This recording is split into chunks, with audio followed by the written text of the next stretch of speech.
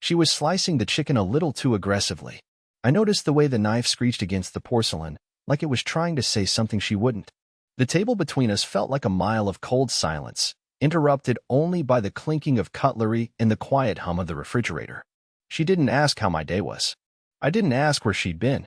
That's how we did things lately. Our routines were polished, wordless, and sterile, like clockwork.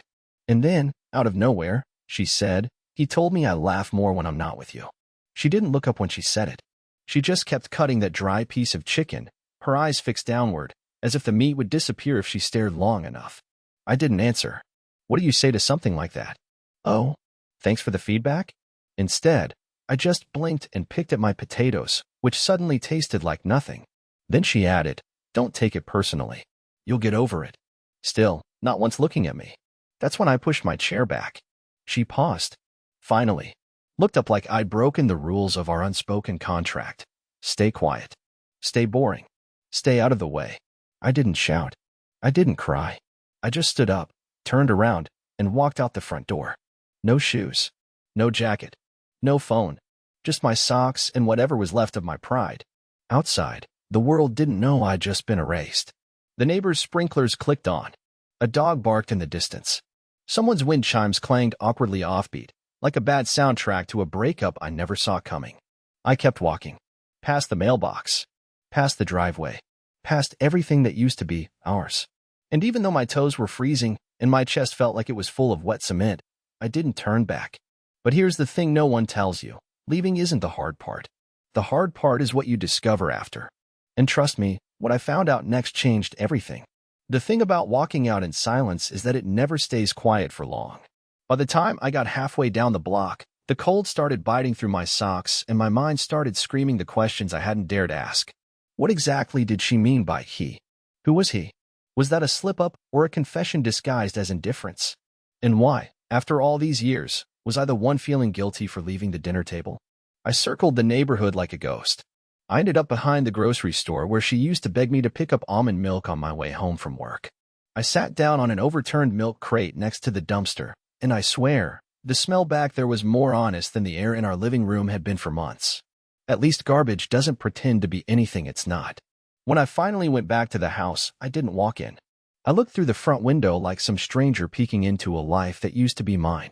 She was standing in the kitchen, wiping down the counter, humming something upbeat. There was confetti in her hair. At first, I thought maybe it was from some work event or something festive I'd forgotten to ask about. But then I noticed the white envelope on the counter with a gold wax seal and the faint imprint of what looked like champagne glasses. It wasn't a random dinner. She'd been somewhere. Somewhere that celebrated something. Somewhere he might have been. I didn't go in. I turned around and slept in my truck. The next morning, she didn't ask where I'd been. She was making smoothies like it was any other day. The kitchen smelled like strawberries and betrayal. "You're being weird," she said, casually. "Are we really going to do this passive-aggressive thing again?" I didn't answer.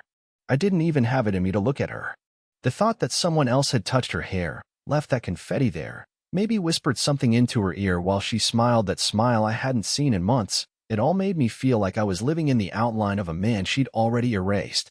Later that day, I got a message from her sister, Lorna. Out of the blue. Just a screenshot. No words. It was a photo from some Instagram story, already expired. But someone had saved it. Tessa, my wife, in a low-cut red dress, laughing into a man's chest, her head thrown back. His hand on her hip, his watch glinting in the light like a badge of ownership. And the caption? She said yes. I dropped the phone. Literally dropped it on the kitchen floor. I stared at the shattered screen, but all I could think was, she's still married to me. She said yes to him, while I was sitting across from her, eating baked chicken and pretending everything was fine. And that confetti in her hair? It wasn't from a party she attended. It was from her engagement. To someone else. While I was still her husband. This wasn't just cheating. It was erasure. And I had no idea what I was going to do next. But I knew one thing. The person I married was gone. And the woman standing in my kitchen wasn't even pretending to be her anymore. I didn't sleep that night. Not even a minute. I just laid in the truck with the windows fogging up and the seatbelt buckle digging into my side, trying to understand how you go from husband to ghost in your own marriage. I must have stared at the shattered screen of my phone for hours, replaying the words in that caption. She said yes. Like I didn't exist. Like 10 years of my life had been nothing more than a placeholder until someone better came along. In the morning, I went back into the house, not because I wanted to, but because my wallet was still inside and I needed to at least pretend I had a plan. Tessa was in the bathroom humming again. She always hummed when she was feeling smug. I didn't say a word as I passed the bathroom door. I grabbed my wallet from the nightstand, and that's when I saw it, sitting on the dresser like a slap to the face. A square envelope, cream-colored, embossed. My name wasn't on it, but the moment I picked it up, my stomach turned. I opened it slowly. I don't know why. Maybe I still needed proof, something undeniable. Inside was a printed invitation. Join us in celebrating the engagement of Tessa Marie Whitlock and Rory James Calder. Date, time, location, everything. Even a dress code. Elegant evening attire. She was marrying someone else. And she hadn't even filed for divorce. That morning, while I stood there with that invitation in my hand, she walked into the room like it was any other Wednesday. She didn't even flinch when she saw me holding it. Just raised one eyebrow and said, "You weren't supposed to find that yet." Yet? I asked her what the hell was going on. Her response? "It's complicated, Dorian. You've been emotionally checked out for years. I didn't want to hurt you, but you were never going to change. You never fought for me. Like this was my fault. Like the whole secret engagement thing was a natural result of me not liking to argue." She stood there, arms crossed, her face blank like she was waiting for me to disappear already. Like I was just a loose and she hadn't had time to snip. I should have screamed. I should have yelled or thrown something.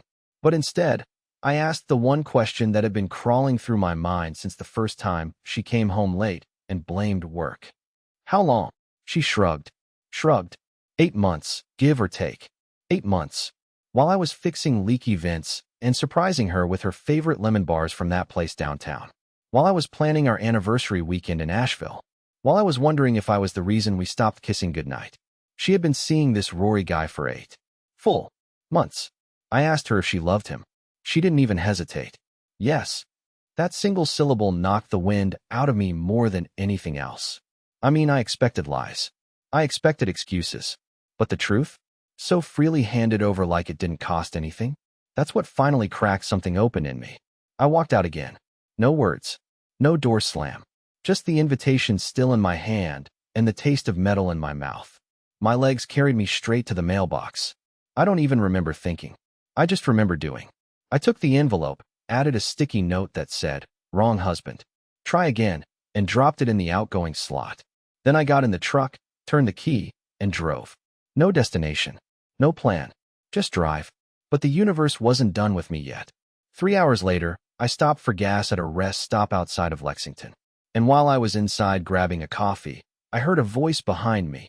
Deep, cocky, confident. Laughing about something. When I turned around, I saw him. Rory. In the flesh. He was on the phone, holding a bouquet of red roses. And what he said next into the phone made the hairs on the back of my neck stand up. "She doesn't suspect a thing. Tessa thinks I'm out shopping for the wedding. But you'll always be the one, baby." He walked right past me.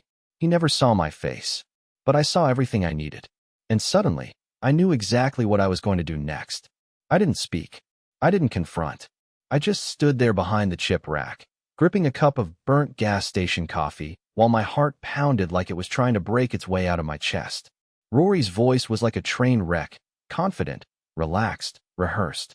He was chuckling into the phone as he passed the lottery ticket machine, tossing out empty words like, "Of course I miss you," and "You'll always be my girl," while carrying a bouquet meant for my wife. Well, ex-wife-to-be, I guess. The man she thought she was leaving me for wasn't even hers. When he walked out, still talking, I ducked behind a display of beef jerky. I don't know why I hid. Maybe because I didn't want him to recognize me. Maybe because I wasn't ready. My mind was spiraling.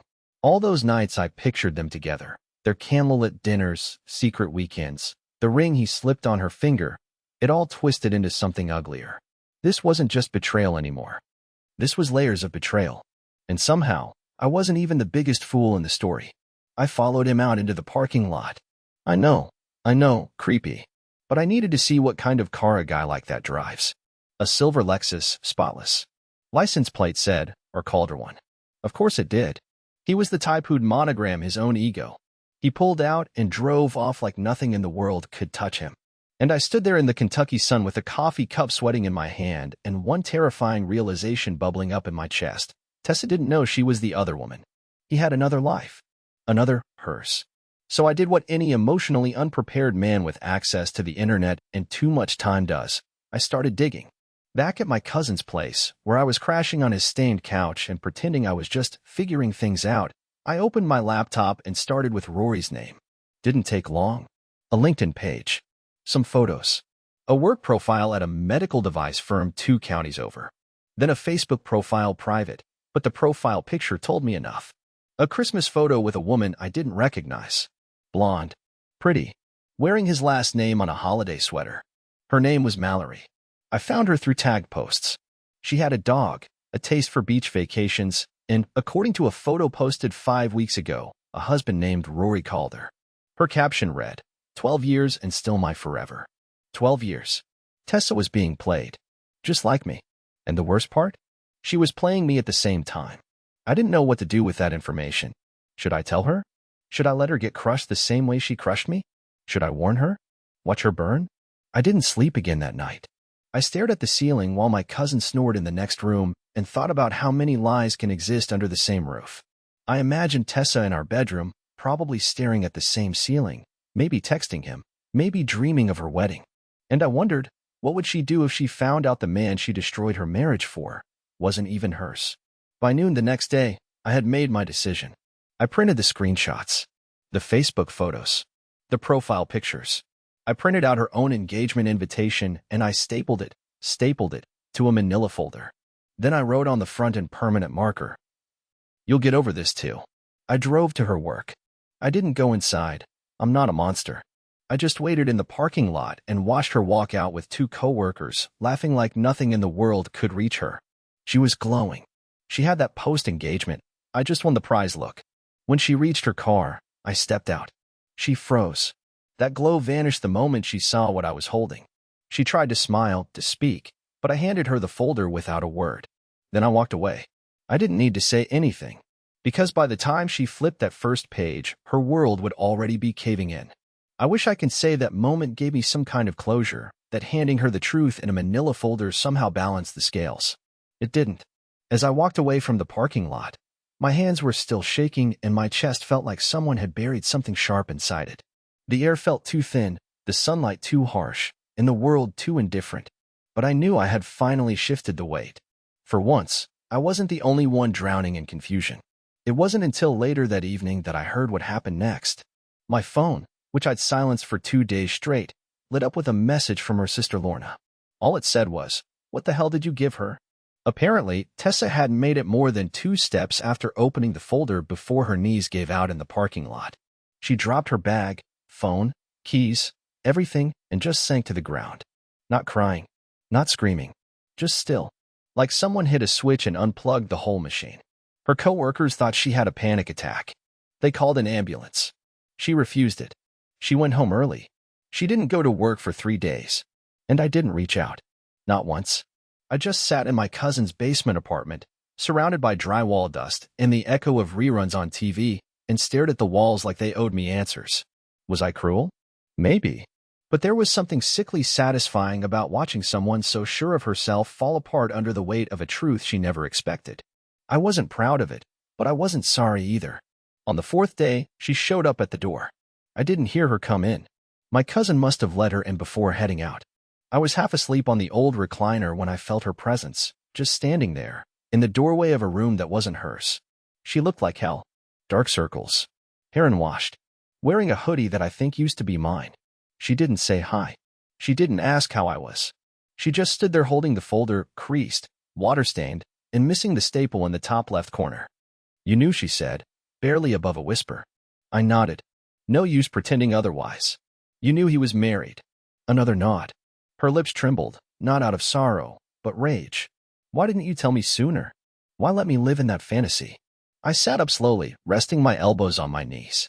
"Why didn't you tell me sooner, Tessa, that you were even with someone? Why let me live in a lie?" She didn't like that. Her jaw clenched. She looked around the room like it offended her, like she couldn't believe I was staying somewhere with mismatched furniture and a leaky ceiling. as if she still expected me to be sitting at home waiting for her to come back with groceries and an excuse. "I made a mistake," she said after a long pause. "I didn't know. I thought he loved me. I thought—" "You thought he was your escape," I interrupted. "You thought you were smarter than me. That I'd roll over and whimper like I always did while you played house with someone else." That finally broke through. She flinched like I'd slapped her, and for a moment, I thought she might cry. But she didn't. Instead, she dropped the folder on the coffee table and whispered, "You'll never understand what it felt like to be invisible in your own marriage."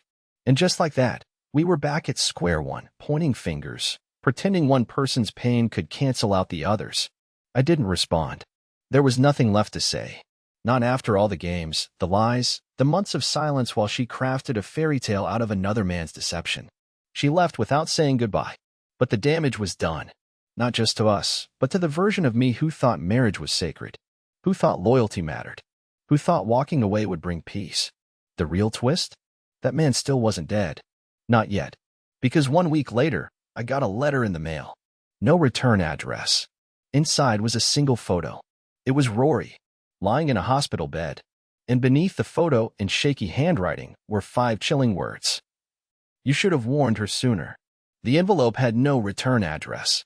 Just my name, Dorian Whitlock, written in thick, uneven black ink like someone had gripped the pen too hard or written it with a shaking hand. The paper was creased and smelled faintly of antiseptic. I ran my thumb across the seal for several seconds before tearing it open, my heart already thudding with the kind of dread you don't earn unless you've already lived through too much. Inside was one photo, printed on cheap glossy paper. Rory was in it, half upright in a hospital bed, his eyes blackened, one arm in a cast, and stitches running from his temple down the side of his cheek like some cruel zipper. He looked like someone had tried to rearrange his face with a hammer and didn't quite finish the job. The caption, if you could call it that, was scrawled on the back in thick blue Sharpie.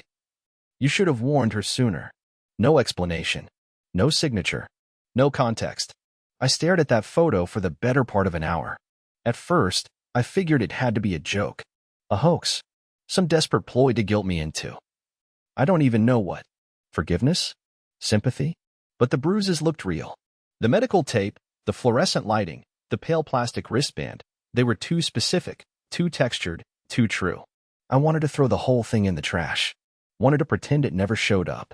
But something in me twisted the longer I held it, and eventually, I did the one thing I promised myself I wouldn't do again. I called Tessa. She didn't answer. I tried again. Then texted. Just one line. "Have you seen Rory?" 5 minutes passed. 10. Then finally, 3 dots danced at the bottom of the screen. I waited, hands clammy, eyes locked. Then came her reply. "I don't want to talk about this." I stared at it. That's it. That was all she had to say after everything? After the affair, the lies, the engagement, the folder, the hospital photo, this was the moment she went silent? But what I didn't know then was that Tessa was spiraling. Fast. 2 days later, I got a call from her sister. Lorna sounded like she hadn't slept. Said Tessa hadn't left the house in 4 days, hadn't eaten, hadn't spoken. Said she'd smashed a framed picture of her and Rory against the wall and refused to tell anyone what happened. Lorna found shards in the carpet and dried blood on Tessa's knuckles. That's when I knew she hadn't seen Rory since the day I handed her the folder. So how did he end up in a hospital bed? Who sent the photo? And more importantly, why did they think I should have warned her sooner? That night, I sat with the photo on the motel desk, staring at it under the flickering desk lamp. I flipped it over and over, hoping for some detail I missed. Then, out of instinct, I took out my phone and zoomed in on the background. There, barely in frame, was a dry erase board mounted to the wall. One of those patient info things nurses update. Room 214B. Attending, Dr. Crawley. Date, June 11th. It was current. Less than a week old. I didn't sleep. I spent the next morning calling every hospital within 50 miles pretending to be his cousin. Most turned me away. But on the 5th try, I struck gold. The nurse paused. Rory called her? He was admitted but discharged 2 days ago. Discharged where? She hesitated. Sorry, we can't disclose. I know, I cut in. Please, was it alive? Another long pause. Then, yes. But barely. That was all I needed. My thoughts were racing, desperate to connect dots that refused to align. I didn't even like Rory, I hated the man, but something about this wasn't sitting right. He was too slick, too careful. He didn't seem like the kind of guy who'd get caught, let alone beaten to near death. So who did it?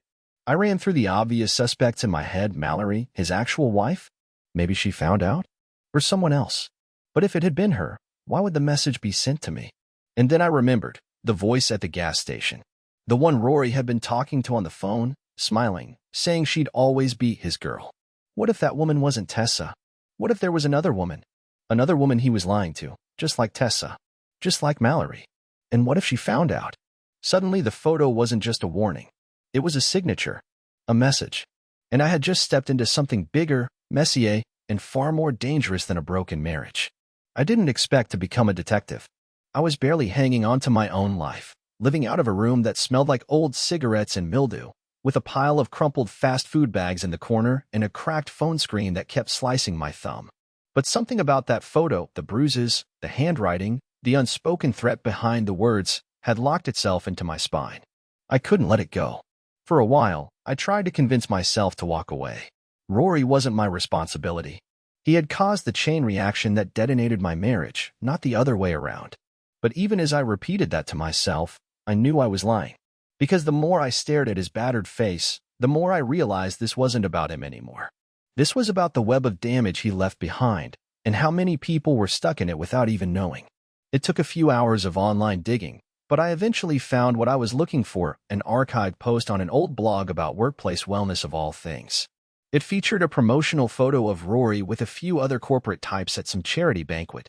Standing next to him was a woman, tall, brunette, elegant in that icy kind of way. She had her hand on his shoulder and a smile that didn't reach her eyes. The caption called her fiancé and longtime business partner, Adeline Grange. Fiancé. Another one? I stared at the photo, dumbfounded. Tessa. Mallory. Now Adeline? Either this guy was running a long con on every woman within a tri-county radius, or he had crossed into something even darker. I reverse-searched Adeline's name. She owned a high-end boutique spa, the kind of place that offered seaweed wraps and infused cucumber water. I checked their website and found a press release dated 6 weeks ago. Grange called her wellness retreat, coming soon. A joint venture. A shared future. Photos of them laughing, holding wine glasses, showing off architectural renderings. I had no clue how this guy was pulling it off. 3 separate relationships, 3 futures, 3 facades. But one thing was clear, someone found out. And whoever sent that photo to me, they knew. That night, I couldn't help myself. I drove out to the spa. It was closed, but the parking lot lights were still on. A silver Mercedes was parked near the side entrance. Not Rory's Lexus. I sat in my truck, engine off, waiting. 15 minutes passed. Then 20. Finally, the side door opened. And there she was, Adeline. But she didn't look like she'd just finished work. She looked like she hadn't slept in days. She moved like someone who had aged 10 years in 1 week, clutching a binder to her chest, constantly checking over her shoulder. And when she got in the car, she didn't drive off. She just sat there, staring at the steering wheel, lips moving like she was reciting something. I didn't approach her. I didn't have to. Because the next morning, I woke up to a package outside my cousin's door. No postage. No label. Inside was a flash drive. And a note. This wasn't just about you. Watch it. I hesitated. My stomach flipped. But I plugged it into the ancient laptop anyway. The video was grainy, footage from what looked like a private room, maybe a hotel suite. Rory sat on the edge of a bed, shirt off, pacing, talking fast, agitated. Adeline was standing in the corner, arms folded, staring him down. You lied to all of us, she said in the video. Tessa? Mallory? And who was the blonde from Tennessee? Rory laughed, not because it was funny, but because he was caught and had no other move left. You think I'm the only one who lies in this world? Please. Adeline walked toward him, phone in hand, recording. I'm done being part of your game. That's when he lunged. The screen went blurry in the chaos, furniture crashing, screaming, movement. Then silence. The video ended abruptly. I sat frozen, blood pounding in my ears. That wasn't just evidence. That was a warning. Adeline wasn't mailing me that flash drive for justice. She was making sure someone else knew what Rory had done, because she was about to disappear, and she didn't want to be the only one holding the truth. Tessa didn't know any of this. Still locked in her shame spiral, still blaming herself, still oblivious to how deep this man's manipulations really went. And now I had to decide, was I going to vanish too? Or was I going to be the last honest voice left in this whole mess? I sat there staring at the black screen for a long time after the video ended, fingers frozen above the keyboard, ears ringing with everything I had just heard. The flash drive rested beside the laptop like it had detonated a bomb, and in a way, it had. Not the explosive kind. The silent kind. The kind that doesn't blow walls apart, but peels away the last illusion you'd been clinging to. It wasn't about Tessa anymore. It wasn't even about Rory. This entire time, I'd been dragging myself through the ruins of a life I hadn't realized had already ended. I wasn't chasing justice. I wasn't fighting for love. I was trying to make sense of pain that never cared about my permission. But suddenly, the noise stopped. The doubt, the regret, the self-blame, they fell off me like a second skin I didn't need anymore. All those months I spent twisting myself into knots trying to be good enough for a woman who was planning a life with someone else. I was done. Not bitter. Not angry. Just done. I made one final choice that week. I copied the video and sent an anonymous USB to Mallory, Rory's legal wife. She deserved to see it for herself. Not filtered through gossip or scandal, but raw and real. I didn't sign it. I didn't wait for a thank you. I didn't need one. I had finally stopped needing to be seen. As for Tessa, I never spoke to her again. Lorna messaged me a few weeks later to let me know Tessa had left town. She sold her half of the house, backed out of the wedding, and transferred jobs to somewhere upstate. Lorna didn't know if she was running away or starting over, but either way, it wasn't my story anymore. And I didn't chase the ending. I started fresh in a small town 2 hours north. Nothing fancy. Just a rental house with creaky floors and a backyard that catches golden light in the evenings. I got a job doing HVAC work for a school district. Solid hours, decent pay, quiet people. Nobody asked about my past. Nobody knew what I'd walked away from. And that silence? It finally felt good.